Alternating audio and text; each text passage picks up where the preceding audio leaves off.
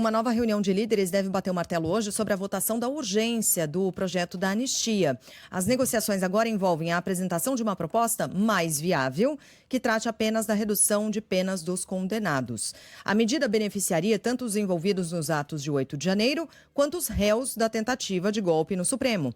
O movimento já foi sinalizado pelos aliados de Bolsonaro ao Centrão, apesar de, publicamente, o bloco continuar defendendo que o ex-presidente, que está inelegível, dispute as eleições do ano que vem, como deixou claro, inclusive, a deputada federal Bia Kicis, do PL.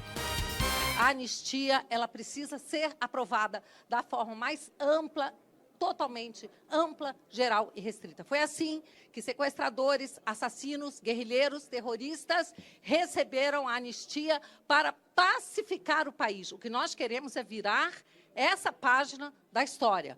A Bia Kicis está manipulando os fatos, ou seja, contando uma mentira. Quando a gente falava em 1979 de anistia ampla, geral e restrita, ela convenientemente fala apenas dos sequestradores e daqueles que pegaram em armas para lutar contra a ditadura. Mas ela se esquece que os torturadores também entraram nessa lista.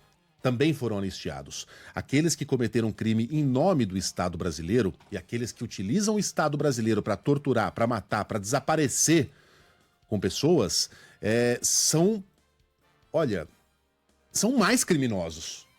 Se é que dá pra gente qualificar o crime, mas cometeram crimes mais graves do que aqueles que pegaram em armas e eventualmente também cometeram crimes gravíssimos para combater uma ditadura, porque um lado combatia uma ditadura e outro lutava por esta ditadura.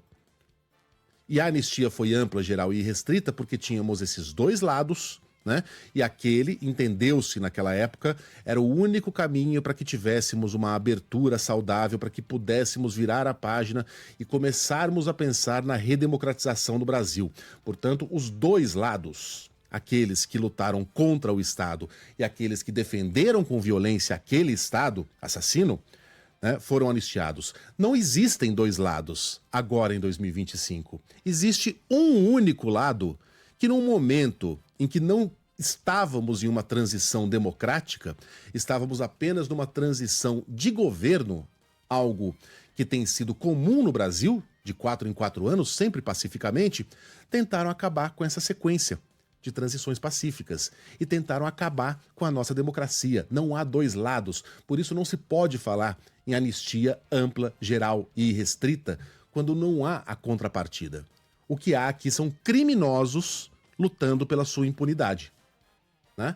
É disso que se trata. É importante que a gente chame as coisas pelo nome que elas têm e não se deixe cair nesse lero-lero, nessa mentira pura e simples de que este momento histórico do Brasil tem alguma relação com aquele momento da anistia de 1979, que já é bastante controversa.